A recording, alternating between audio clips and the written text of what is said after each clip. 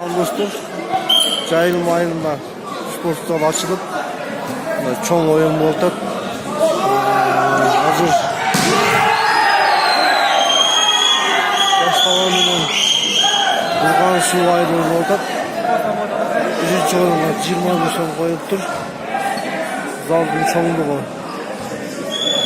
bayağı жақсы bitken. Gördüğünüzler.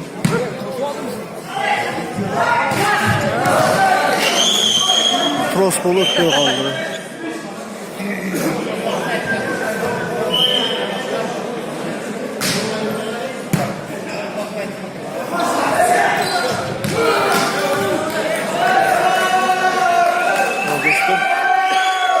Öyle ötüp kelgen.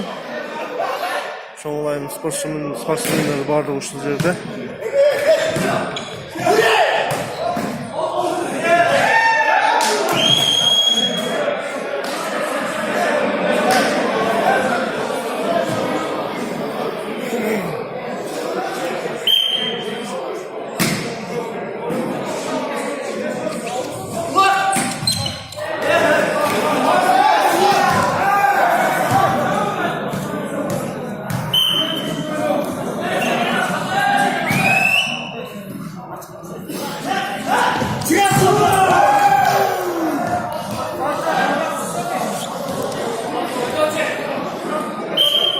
Dostlar,